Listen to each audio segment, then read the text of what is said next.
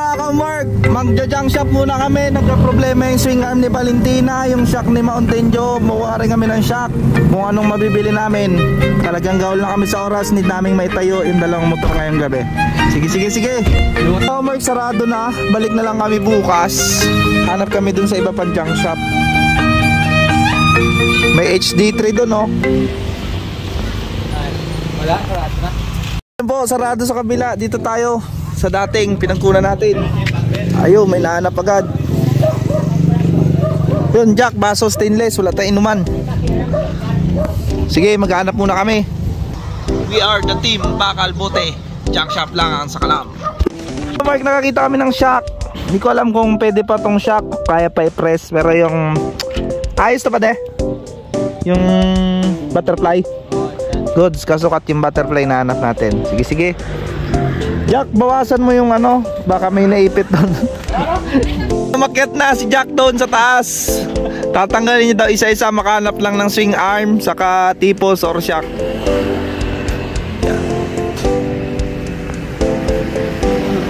Oy, swing arm, mono shock. Mono shock naman yan. Rider? DL o Rider? Kahit pa rin po po. Shock, palit lang natin yun.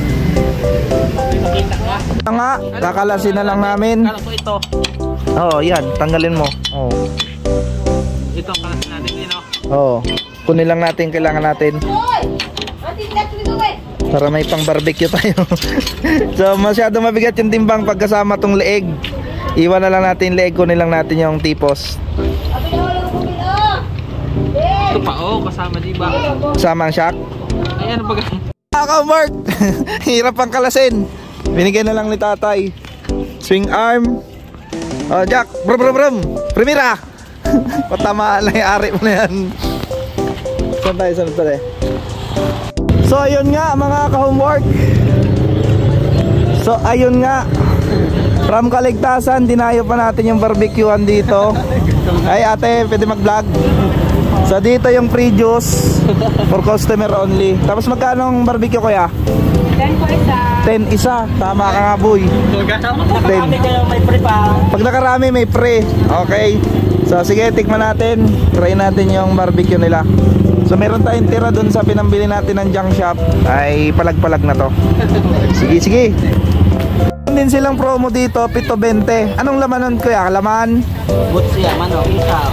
Butsi ng manok, isaw. So 3.20. Lang po. 3.20. Luto na ba yan? Mark, nakita ko rin estudyante kong dalawa. Ayan o. Nasama pa sa salt. Oh, ininom ang suka. Masarap yung suka. So, pasyal na rin kayo dito sa may munisipyo. Ang sarap talaga. Ang sarap. Suka pa lang, panalo na. At yun nga mga ka-homework, nakadalawang steak pa tayo. Parang ayaw na natin tumigil. Masarap nga. Ayun mga ka-homework, puntahan na rin natin dito yung milk tea anong binsang ko. Suportahan natin. Hindi ko lang alam kung nasaan na ba. Sa unan pa? Sa may bad. Ayun nga, tingnan natin. Ikot na rin tayo. Pasyal din kayo dito. Mag-iwan ako ng sticker dito sa sunod sa t-shirt. Ayun, nakita ko na yung mga balloons. Doon na tayo mag-park sa harap. Ayan, so 39ers. Ayan o, open. Ang dami pa ring tao. Okay. Yun na nga mga ka-homework. Nakita ko na yung manager. Andyan sila ma'am. Hello po, welcome to my vlog. Ayan, so kamusta ang ating first day? Okay naman. Parang hindi na mapinta yung cashier natin ha. Plastic ako ba? Ganda pa din. Wait lang, linis mo natin yung camera. Blurred. Ayan. Okay naman ang ating first day. Wala nang pansit. May pansit pa dito kanina. Pansit, tatlo. So yun, may papansit sila. Ayan, salamat. So hindi alam na iba, no? Meron pa ba? Wala na? Wala na. Milk tea. Saka na yung milk tea, nagmerenda na kami. So pasyal na rin kayo dito. Ano address nito boss? Andun yung ICST, andun yung Caltex, harap nito.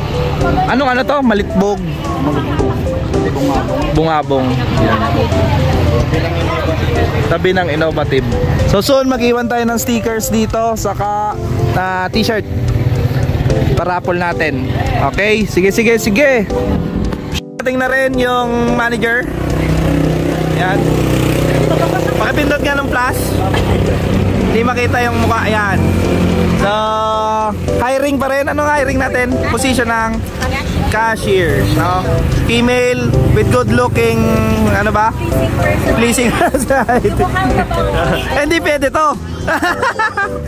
Okay, so hiring pa rin tayo, no? Sabi ni Boss Carlo, basta maputi tsaka mabango. Basta pwede na yun.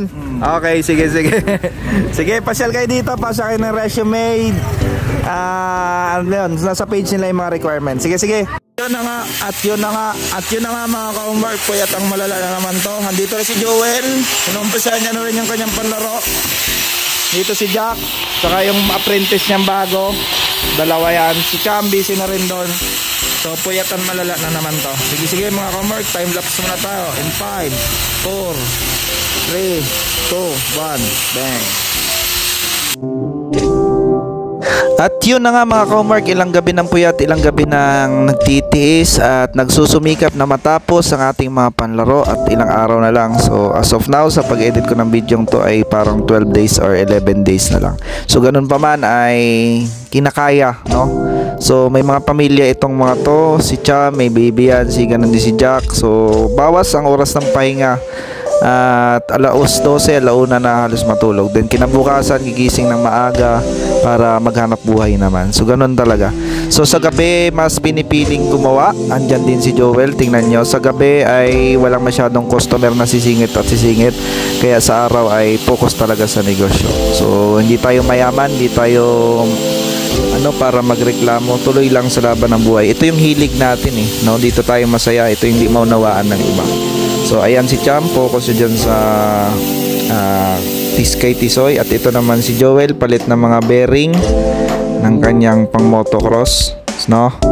So maglalaro muna yan ng drag race bago pumunta sa Occidental para sa motocross.